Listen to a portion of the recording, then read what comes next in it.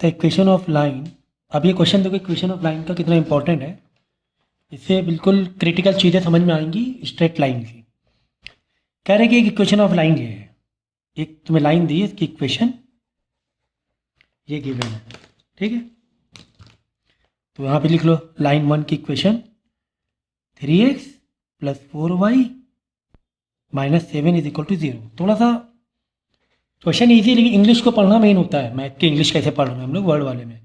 The equation हमें निकालना है क्या है, देखो the equation of a given line perpendicular to the given line, है ना। इंग्लिश थोड़ी कॉम्प्लिकेटेड लग रही है ना पढ़ने में। The equation of a given line perpendicular to the given line and passing through the intersection of the line this and this. तो ऊपर सेंटेंस तो बिल्कुल अभी पल्ले नहीं पड़ रहा, समझो एक मिनट के लिए, लेकिन ये वाला नीचे वाला समझ में आ गया क्या, कि कोई एक लाइन है जो पास हो रही है। कहाँ से पास हो रही है? Interaction of line this and this, मतलब दो लाइन और है, वो लाइन के इंट्रैक्शन से पास हो रही है। यानी दो लाइन और हैं, तो पहले दो लाइन और बनाओ। जैसे दो लाइन है, क्योंकि दोनों आपस में क्या हो रहे हैं, इंटरसेक्शन हो रहा है, ठीक है ना। तो x - y + 2 = 0 एक लाइन ये हुई, और एक लाइन हुई 3x + 5 - 10 = 0। ये दो लाइन तो इंटरसेक्ट आपस में हो रही है, तो क्लियर समझ में आ गया हमें। अब देखो फिर से ऊपर का पढ़ो, हमें निकालना क्या है, 45 द इक्वेशन ऑफ लाइन। हमें पता है क्या करना है, द इक्वेशन ऑफ लाइन। अब द इक्वेशन ऑफ लाइन हमें पता करना है, किससे पता करना है, आगे पढ़ेंगे English. Perpendicular to the line passing through the, मतलब एक लाइन है जो इसके इंटरसेक्शन पॉइंट से पास हो रही है ना। हमें क्या पता करना है, इक्वेशन ऑफ लाइन पता करना है। कैसे पता करना है, परपेंडिकुलर एक लाइन है किससे, given, perpendicular to the given line and passing through the intersecting of the line, यानी इसके इंटरसेक्टिंग से एक लाइन पास हो रही है, ठीक है, पास हो रही है, जो कि मतलब इस लाइन को पता करना है जो कि परपेंडिकुलर है इस लाइन से। इस लाइन से क्या है, मतलब वो जो लाइन दी थी ये वाली इस लाइन से परपेंडिकुलर है।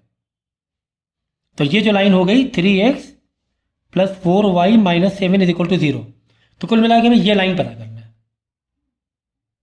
इस लाइन के ये इक्वेशन ऑफ लाइन पता करना है। ये पता कर देख लो, the equation of line given line perpendicular to the line and passing through the intersection, ठीक है ना।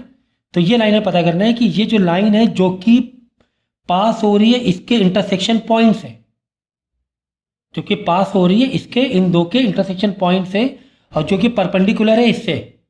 अब एक लाइन की इक्वेशन के लिए मिनिमम रिक्वायरमेंट क्या है, अब समझ में आएंगी चीज़ें। क्या रिक्वायरमेंट है, जैसे लाइन को हमें पता करना है इक्वेशन ऑफ लाइन, क्या एक रिक्वायरमेंट होती है, एक तो एम हमें चाहिए होता है, एक x1 चाहिए होता है, एक y1 चाहिए होता है। इस लाइन का m तो मालूम पड़ जाएगा। क्यों मालूम पड़ जाएगा, क्योंकि इसके ऊपर जो परपेंडिकुलर है वो ये लाइन है। तो ये लाइन का जो m होगा उसी का नेगेटिव रेसिप्रोकल ये लाइन का m हो जाएगा। इस लाइन का m निकाल लो, इस लाइन का m कितना आ जाएगा। अब मैं यहाँ पर ये नहीं बता रहा हूँ कि इस लाइन का m कैसे निकालना है भाई, ठीक है ना। मैं डायरेक्ट आंसर लिख रहा हूँ, क्योंकि तुम्हें पता है कि स्लोप कैसे निकाला जाता है। y को एक साइड है, सबको उधर भेज दिया जाता है। तो कितना आ रहा है, m1 - 3/4। तो अब हम m2 कैसे निकालेंगे, मतलब ये वाला m मालूम पड़ गया, ये m है -3/4 m1, ठीक है m1। और m2 कैसे निकालेंगे, m2 निकालेंगे -1/m1 = -1/ अगेन -3/4, राइट। तो ये सब गलती मत करना, ये माइनस तो अलग है और ये -m1 वाला है। ये माइनस से माइनस कट जाएगा, ये प्लस हो जाएगा, और 3/4 नीचे तो 4/3 रेसिप्रोकल हो जाएगा। तो ये हो जाएगा 4/3 m2, 4/3 आ गया, ठीक है। तो m2 तो मालूम पड़ गया, मतलब इस लाइन का स्लोप मालूम पड़ गया। अब x1 y1 चाहिए। अब x1 y1 का मतलब क्या होता है, इस लाइन का कोई भी पॉइंट। तो मेरे ख्याल से ये वाला अगर पॉइंट मिल, क्योंकि ये जो पॉइंट है वो इसका भी है, वो इसका भी है, वो इसका भी है। तो मेरे पास देखो दो ये लाइन थी।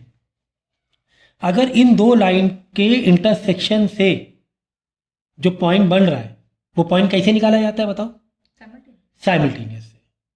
अगर दो लाइन है और दो लाइन के कॉमन पॉइंट चाहिए तो कैसे निकालते हो? दो लाइन के साइमल्टेनियस। तो यहाँ पे साइमल्टेनियस मार लो इन दो लाइन का, ये दो लाइन के साइमल्टेनियस मार के ये पॉइंट मिल जाएगा। ये पॉइंट भी तो इसी पॉइंट का ही तो पार्ट है, इसी लाइन का ही तो पार्ट है। ये जो पॉइंट है जो कि इसका और इसका भी है तो इसका भी तो है, तो निकाल लेंगे साइमल्टेनियस से।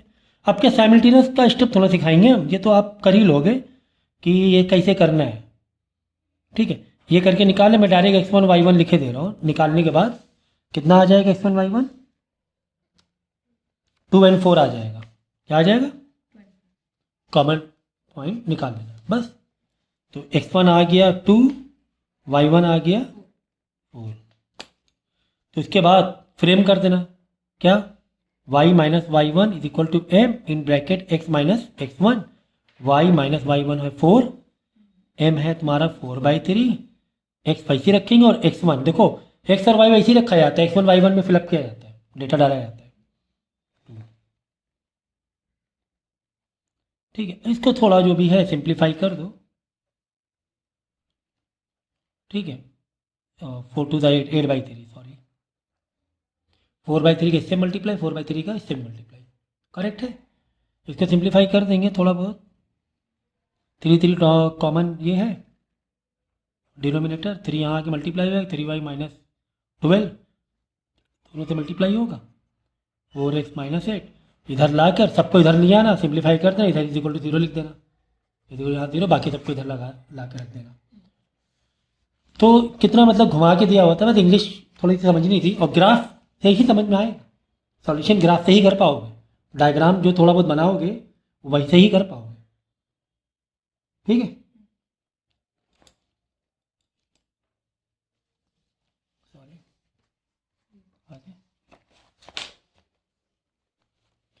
द रेशियो, ये क्वेश्चन पेपर है क्या कि स्ट्रेट लाइन का ही है? स्ट्रेट लाइन का ही ना। Find the ratio in which the line this and this is divided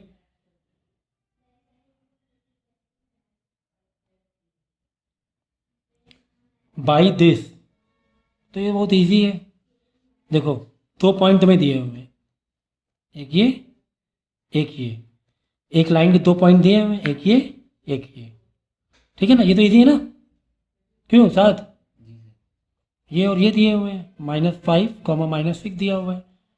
कह रहे हैं कि ये लाइन इसको डिवाइड कर रही है, ऐसे डिवाइड कर रही है लाइन 2x + y। डायग्राम से ही करो तो मज़ेदार तरीके से हो जाएगा।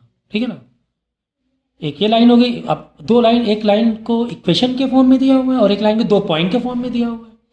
कह रहे हैं कि m1 m2 बताना है, m1 m2।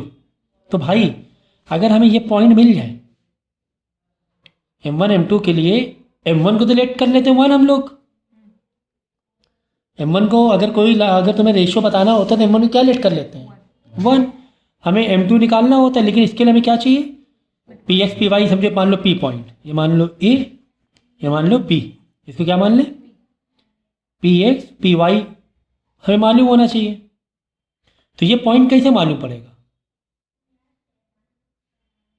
अब ये पॉइंट की तुम्हें एक इक्वेशन ऑफ लाइन दी गई है, ठीक है ना, एक ये दिया हुआ equation of line. And find the point of intersection, find the ratio पता करना है, इंटरसेक्शन पॉइंट पता करना है। ठीक है ना, तो हम लोग क्या करेंगे, m1 को 1 मान लेंगे और m2 m2 रहेगा। ठीक है, तो हम लोग क्या करें, पहले px निकालेंगे। समझो अभी इसका रोल आएगा, कैसे बता रहे, पहले px का एक फॉर्मूला डालते हैं। क्या फॉर्मूला है? m1 into x2 plus x1 upon, ठीक है, ये डालो पहले। px m1 तो 1 ले लिया और x2 कितना है? -5। तो -5 इंटू 1 माइनस का 5 हो जाएगा ना, 1 इंटू -5। ठीक है, प्लस m2 हमें पता नहीं है, और x1 कितना है -2, तो यहाँ पे हो जाएगा माइनस का 2m2, समझ गया ना, प्लस माइनस माइनस माइनस का 2m2 हो जाएगा अपॉन 1 प्लस m2, ये होल्ड करो, सही है। अब इसी तरह पी वाई कर लो, पी वाई के लिए m1y2 plus m2y1 upon m1 plus m2, तो नीचे तो वही 1 प्लस m2 हो जाएगा, ऊपर देख लो m1 1 और y2 है -6, 1 इंटू -6 प्लस m2 है पता नहीं है, y1 कितना है 5 m2 ना, ये हो गया पी वाई, ठीक है ना। ये तो अभी दोनों में चीज़ें नहीं बन पा रही क्योंकि हमें m2 नहीं पता है, पी एक्स पी वाई मतलब तीन वेरिएबल है, 2 वेरिएबल होते हैं तो साइमल्टेनियस मारते हैं, एक तो x नहीं मालूम, y नहीं मालूम और m2 भी नहीं मालूम है, मैथ का मैकेनिज्म समझो, तुम्हें यहाँ तो m2 भी नहीं मालूम है, px भी नहीं मालूम है, अगर 2 साइमल्टेनियस भी पकड़ लें तो जो साइमल्टेनियस सॉल्व करें सर, तो कैसे सॉल्व कर पाओगे, साइमल्टेनियस 2 चीज़ नहीं मालूम होना चाहिए, हमें कितनी चीज़ नहीं मालूम है, 3 चीज़ नहीं मालूम है, ना पी एक्स मालूम है, ना पी वाई, मतलब एक्स वाई भी नहीं मालूम है, एक्स वाई 2 और ये m2 तीन लोग नहीं मालूम, इसका डायरेक्ट तुम साइमल्टेनियस नहीं कर सकते, ठीक है।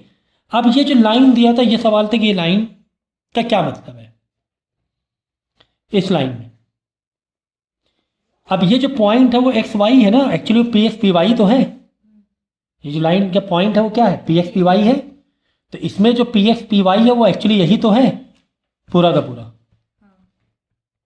समझो ये एक्स पॉइंट है, समझो कि ये तो बस ठीक है, 2x plus Y equal to -4 है, तो x में x वाला रख लो पॉइंट, समझो ये x हमने निकाल लिया एक तरीके से m2 के फॉर्म में, ठीक है, लेकिन है तो x ना, px तो वही है ना 2x, तो जो x y है वो इस लाइन का कोई भी पॉइंट होता है, तो ये पॉइंट मान लिया कि जो x y में यहाँ x में x y में y रखेंगे तो -4 आएगा, वो इस लाइन के कोई भी पॉइंट को रखोगे वही आता है, वो लाइन का मतलब ही वही होता है स्ट्रेट लाइन का, हमें x y मालूम पड़ गया तो यहाँ पे x यहाँ पे y रख देंगे, इज इक्वल टू -4 आ जाएगा, तो कुल मिला के भाई x और y रखना है, तो इस तरह में रखना है, -5 है ना, -2x2 अपॉन 1 प्लस 2m2 ना,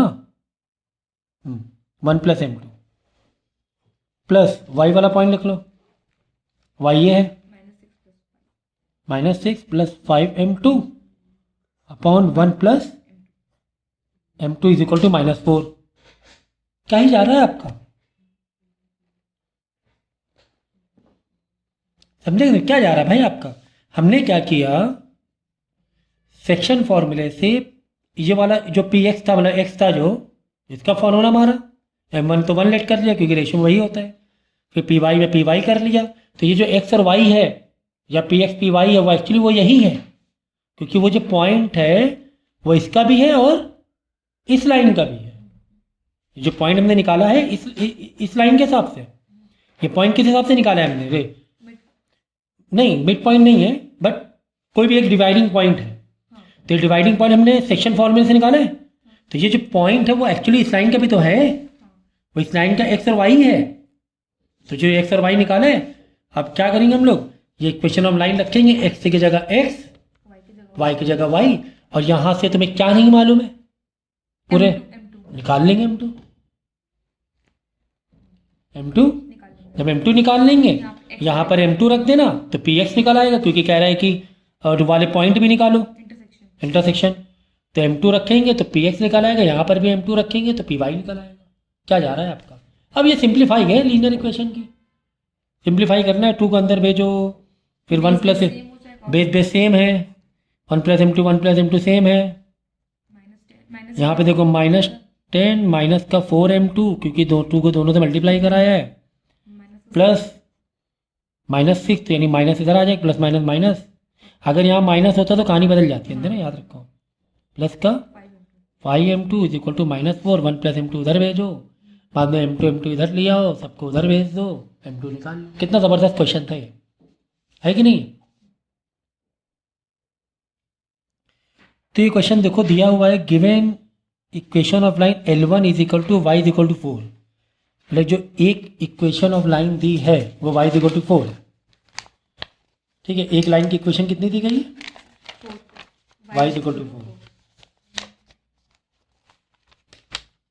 y इज इक्वल टू 4 का मतलब क्या हुआ कि अगर तुम x y का ग्राफ बनाओगे तो y में 4 में ऐसे एक लाइन बन गई, ये हो गया y इज इक्वल टू 4। ये इक्वेशन ऑफ लाइन हो गई। ठीक है, इक्वेशन ऑफ लाइन का मतलब ये नहीं कि x y और कांस्टेंट ही हो, y इज इक्वल टू 4 भी इक्वेशन ऑफ लाइन है, y इज इक्वल टू 4 भी।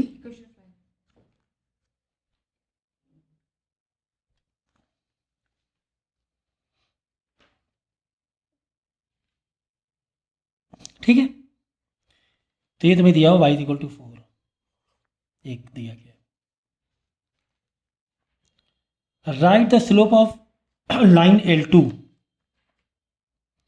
L2 लाइन का m चाहिए तुम्हें। ठीक है, if the L2 is bisector of, bisector का मतलब क्या होता है? एंगल O, O मतलब ओरिजिन, बाइसेक्टर का मतलब होता है कि आधा आधा डिवाइड करना। ये L2 है। बाइसेक्टर मतलब कि ये पूरा 90 है x और y, बाइसेक्टर मतलब 45 45, तो एक 45 तुम्हें दिया हुआ है। हमेशा एंगल जो स्लोप लिया जाता है वो x की तरफ से स्लोप लिया जाता है।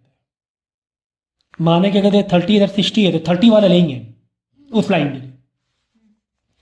अगर ऐसे दिया हुआ ये 30 डिग्री और ये मतलब 60 डिग्री है, तो इस लाइन का स्लोप कितना हो गया? 30 डिग्री हुआ। तो 30 डिग्री मतलब tan 30 degree is equal to 1/√3, तो 1/√3 माना जाएगा। डिग्री को तुम्हें कन्वर्ट करना पड़ेगा। तो हमेशा एक्स साइड के जो राइट में होता है वो माना जाएगा, एक्स के ये वाले साइड में नहीं, इधर साइड में। यानी 45 डिग्री, यहाँ तो फिलहाल 45 बराबर ही है। ठीक है, यानी इस लाइन का स्लोप कितना हो गया? 1 हो गया।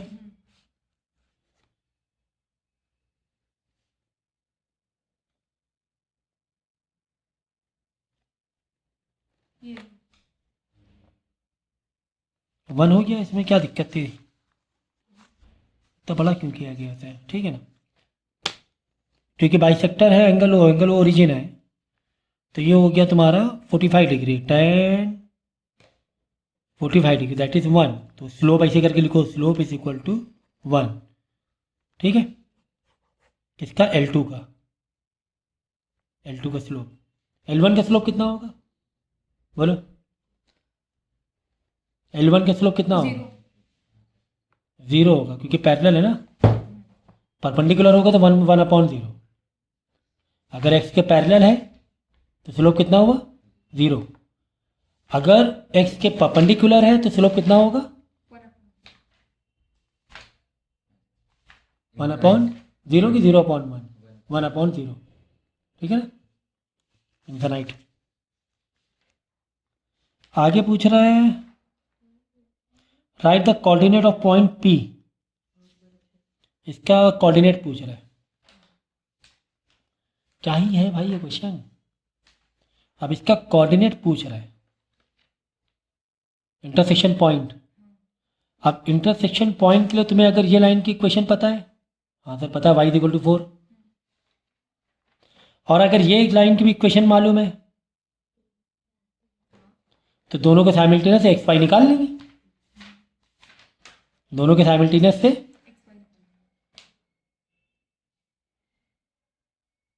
आई बात समझ में? तो सवाल वही है कि जो वाला पॉइंट के लिए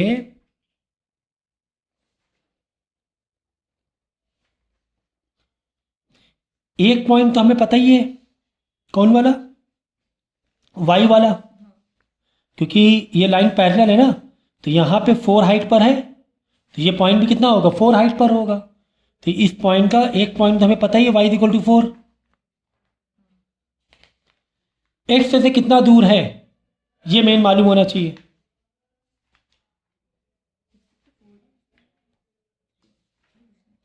ये 4 हमें मालूम है, यानी y का 4 पता है।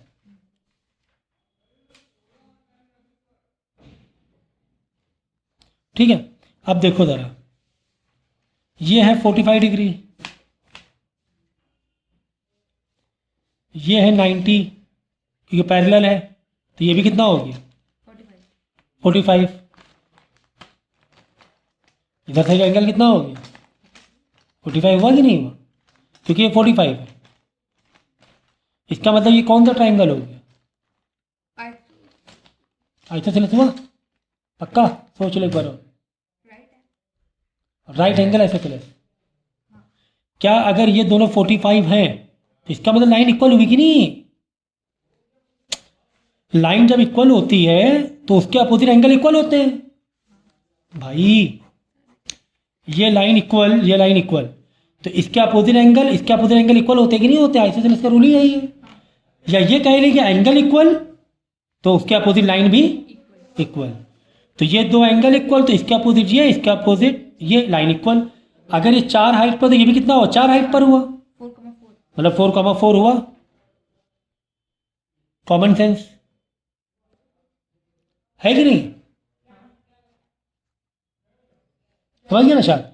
तो हमें एंगल से पता चला ये एक से भी 4 पर है, ये लाइन भी 4 है, ये तो 4 मालूम था, ये तो 4, ये वाला भी कैसे मालूम पड़ा, क्योंकि ये एंगल इधर 45 मतलब बाइसेक्टर, तो ये 45, ये लाइन इसके पैरेलल थी तो ये 90 था, ये 45 है, ये 45, तो ये दो एंगल इक्वल तो ये दो लाइन भी इक्वल।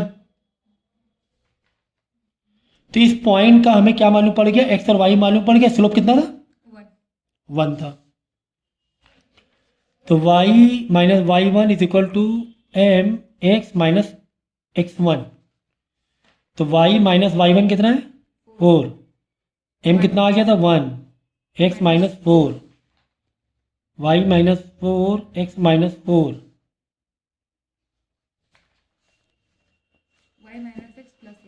कितना आ गया प्लस 8 क्यों आ गया, अरे -4 कट जाएगा ना, कट जाएगा।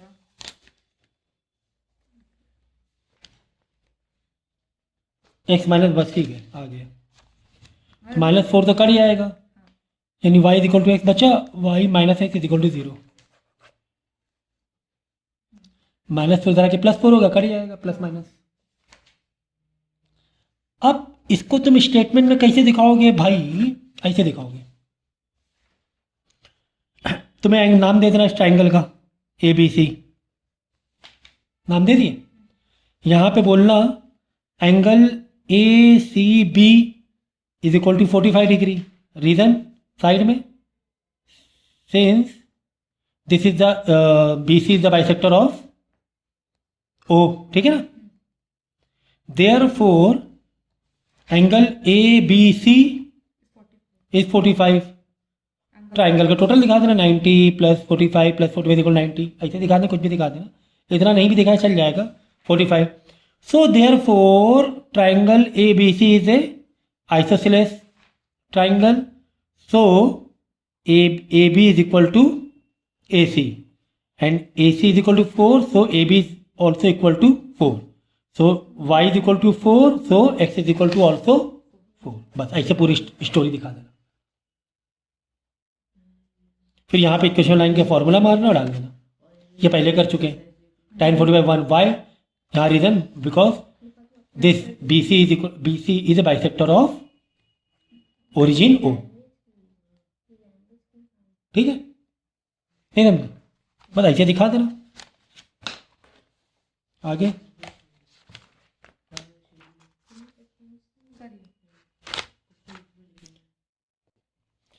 अब देखिए क्वेश्चन दिया हुआ है इसमें, point A, point B, point C and point D, ये दिया हुआ है।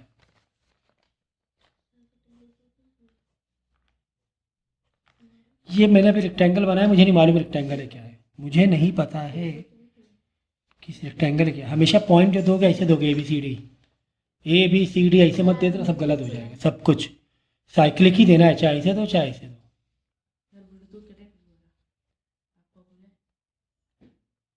ठीक है।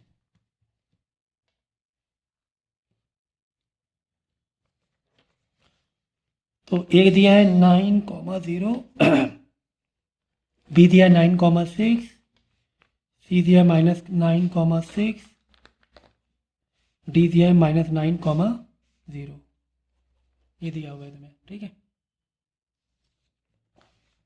कह रहे हैं कि बताओ कि ये रेक्टेंगल है कि बताओ स्क्वायर है कि रोम्बस है कि ट्रेपेजियम है, ठीक है। ट्रेपेजियम में क्या होता है, लाइन सेम नहीं आएंगी, अलग अलग आ जाएंगी। अब रेक्टेंगल, रोम्बस, स्क्वायर, रेक्टेंगल में दो लाइन इक्वल होंगी, दो लाइन इक्वल होंगी, ठीक है। मतलब कि समझो ये 8 सेंटीमीटर है तो ये 8 सेंटीमीटर, ये 6 सेंटीमीटर, समझो। हाँ, तो ये 6 सेंटीमीटर, समझो मतलब दो लाइन इक्वल है तो रेक्टेंगल। लेकिन ज़रूरी नहीं कि रेक्टेंगल हो, पैरेललोग्राम भी हो सकता है, क्योंकि पैरेललोग्राम में भी तो अपोजिट लाइन इक्वल होती है, ठीक है ना। अब रोम्बस और स्क्वायर, इसमें चारों लाइन इक्वल होती हैं। अगर समझो चारों लाइन इक्वल आ गई, 6 6 6 6, अब वो रोम्बस है कि स्क्वायर है कैसे मालूम पड़ेगा, ये मेन हो गया। तो इसमें भी 6 6 6 6 होते हैं, तो मतलब चारों लाइन इक्वल होती हैं। तो रोम्बस और स्क्वायर में फ़र्क क्या होता है कि रोम्बस में, स्क्वायर में सारे एंगल 90 डिग्री होते हैं, रोम्बस में सारे तो ओनली अपोजिट एंगल इक्वल होते हैं, 90 नहीं होते, ठीक है ना। मतलब ये मिनिमम मैक्सिमम जो कंडीशन है स्क्वायर की 90 डिग्री, तो वो रोम्बस भी है और मैक्सिमम ही वो स्क्वायर भी हो जाता है। मेन क्या होता है स्क्वायर और इसमें फ़र्क अगर हम देखेंगे तो डायगोनल का होता है। रोम्बस में डायगोनल इक्वल नहीं होते हैं,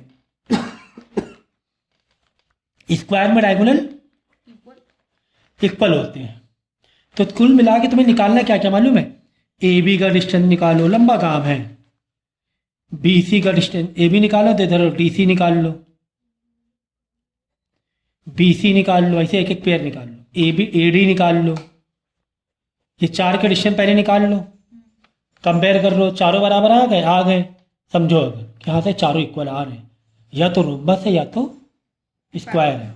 अब क्या करें सर, रोम्बस है स्क्वायर है, तो क्या करो, ए सी डिस्टेंस अलग निकालो, डायगोनल का बी डी डिस्टेंस अलग निकालो डिस्टेंस फॉर्मूले से। तो इधर ए सी और बी डी बराबर आ गया, मतलब वो हो गया तुम्हारे स्क्वायर। अगर ये ए सी और बी डी बराबर नहीं आया, लेकिन ये चार लाइन बराबर थी, ये चार लाइन बराबर थी, 6 से 6 6 6, लेकिन ये डायगोनल बराबर नहीं थे, मतलब वो रोम्बस है। अगर चार लाइन भी बराबर है और सामने डायगोनल भी बराबर है, मतलब वो पूरा स्क्वायर हो गया। ओनली टू लाइन इक्वल है,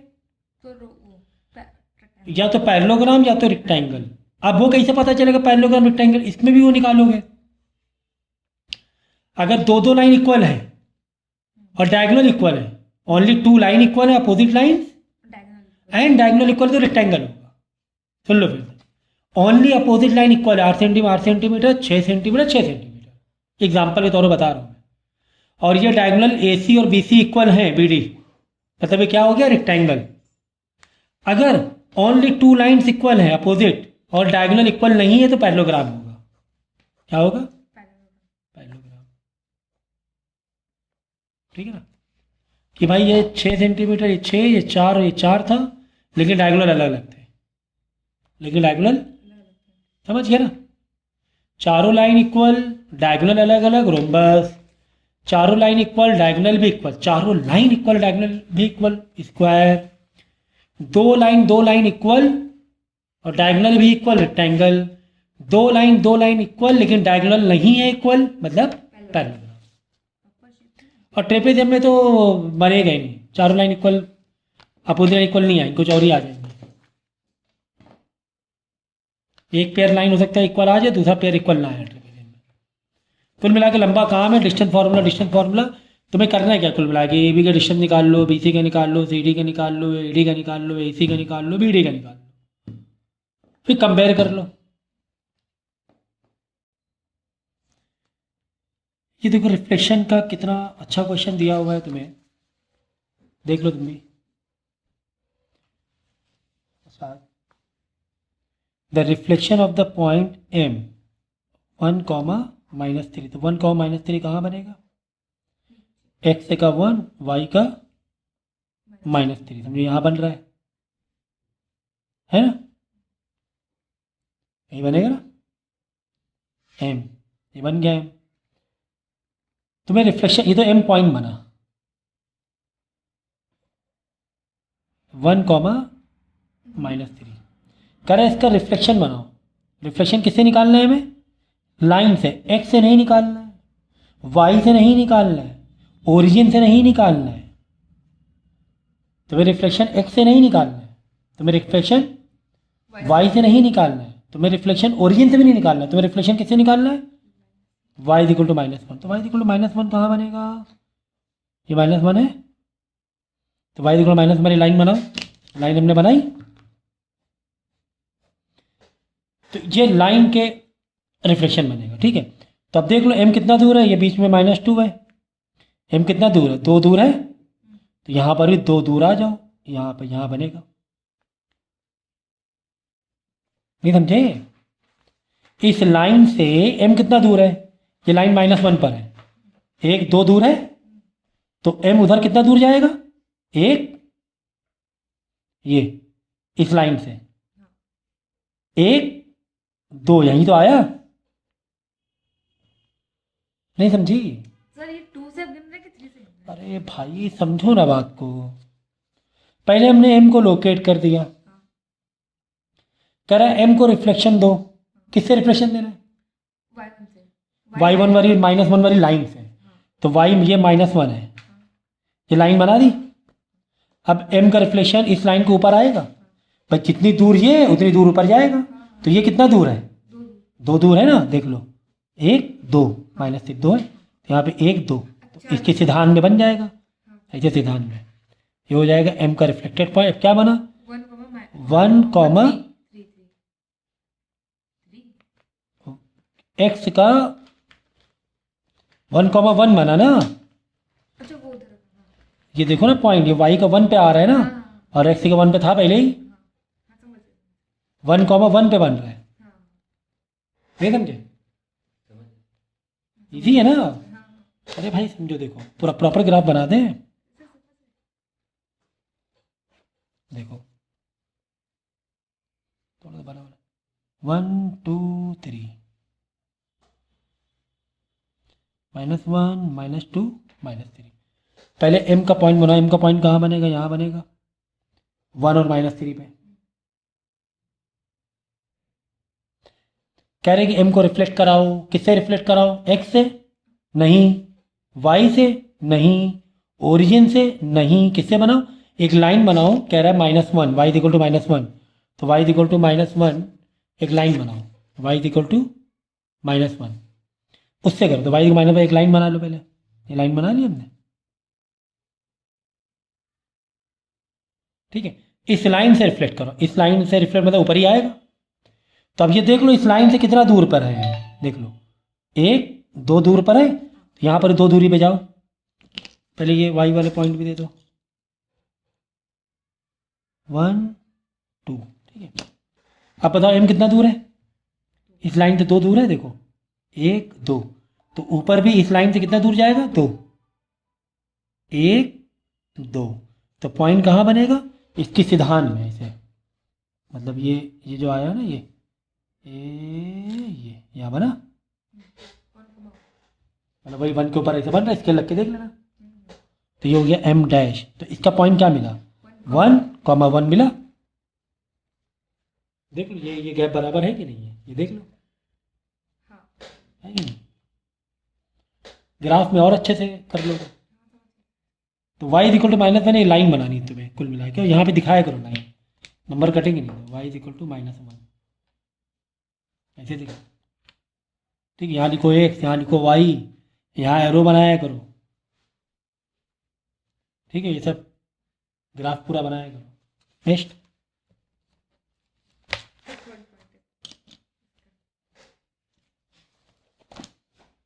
ये अब थर्ड में डायरेक्ट कैसे जाए भाई? पूरा ही करना पड़ेगा। फिर थर्ड भी शुरुआत से है ना, शुरुआत से कनेक्ट है वो की करेक्ट तो है। वो देखिए वो P dash p triple dash ना, मतलब p का रिफ्लेक्शन p डैश, फिर p डबल डैश, फिर p ट्रिपल डैश।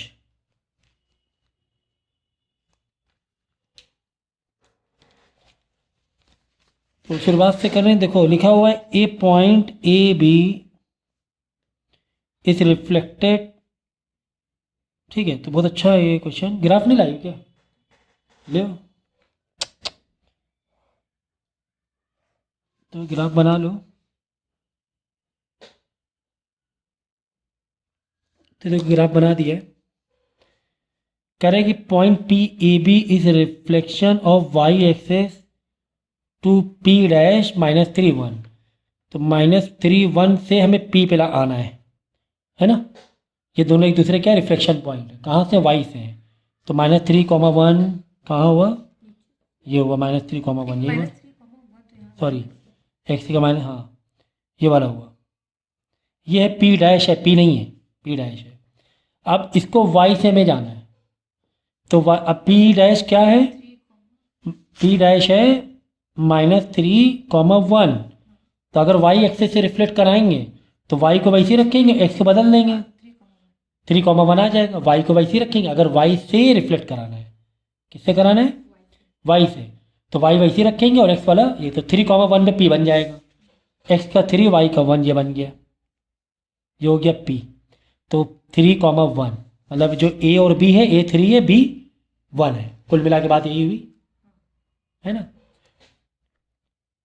फिर क्या कह रहा है? Right down the values of A B, लिख दिया मैंने वही 3, 1 ए बी लिख देना यहाँ पे, A, 3 वाई। फिर बाद में क्या कह रहा है? पी डबल डैश, अभी पी डैश और पी हो गया, P double dash is the image of P when reflected in the x axis. कह रहा है कि पी को एक्स एक्सिस से रिफ्लेक्ट कराओ, क्या बनेगा? पी डबल डैश बनेगा। पी को किससे रिफ्लेक्ट कराएं?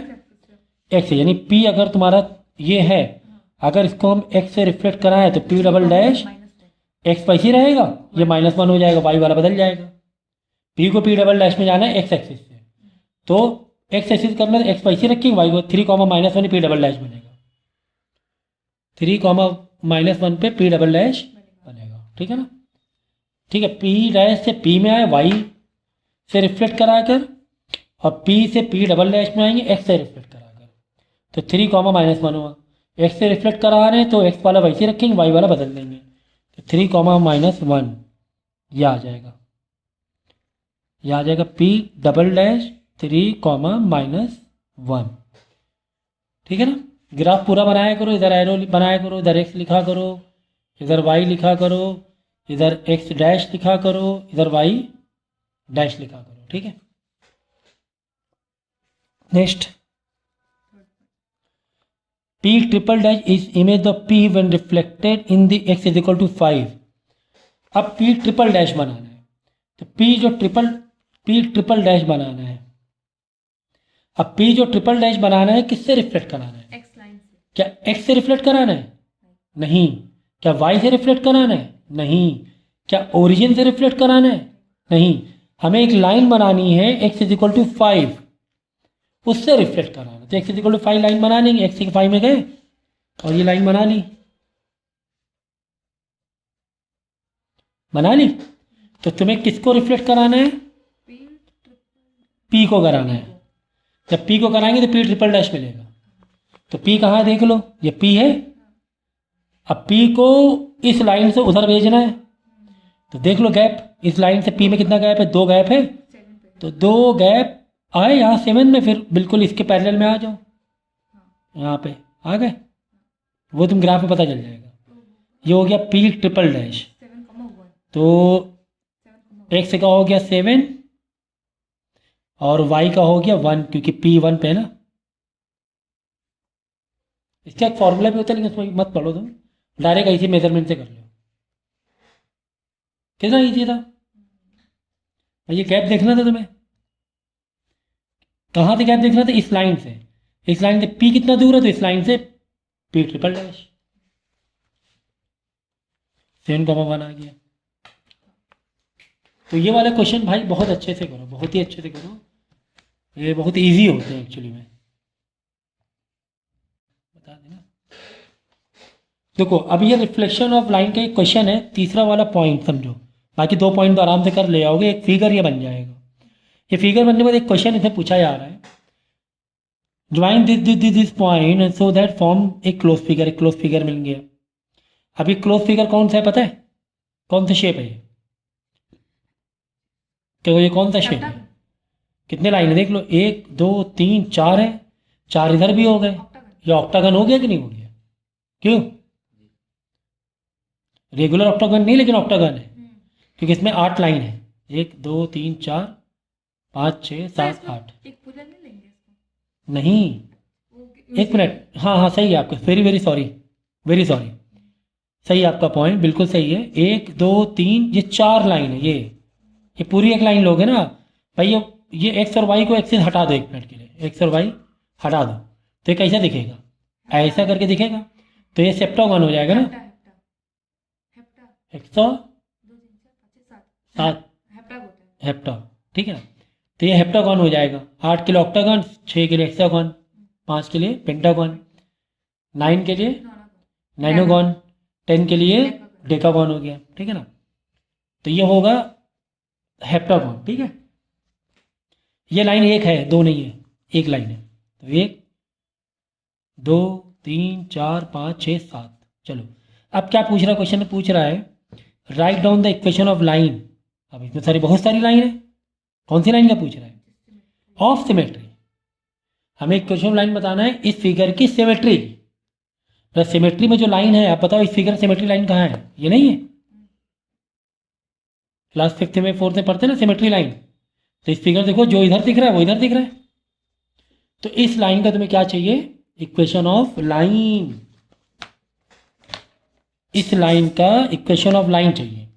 अच्छा, ये जो लाइन बनी है, अभी 1 मिनट के लिए भूल जाओ ये वाई है, ये एक्सिस। 1 मिनट के लिए क्या भूल जाओ, ये वाई एक्सिस है। समझो ये एक लाइन बनी हुई है, एक लाइन बनी हुई है। ये थोड़ा सा मैं डार्क दिखा रहा हूँ समझाने के लिए। एक लाइन बनी हुई है, ठीक है ना, एक लाइन बनी हुई है। ये लाइन एक्स से कौन से पॉइंट पे बनी हुई है? 0 पॉइंट पे बनी। एक्स का 0 ये है भाई, ये एक्स का 0 है, हमने ऐसे लाइन बना दी। एक्स के 0 में गए भाई। अगर एक्स के 1 में होता तो ऐसे लाइन बना देते। अगर एक्स से 1 से होता, एक्स से 1 से लाइन अगर होती, अगर वो तो एक्स इक्वल टू 1 लाइन बना तो कैसे बनाते? एक्स के 1 में जाते और पैरेलल टू वाई बना देते। अब ये वाई को ऊपर ही, ये जो एक्सिस है ये एक्चुअली वाई एक्सिस है, और वाई के ऊपर ही समझो लाइन छुपी हुई है।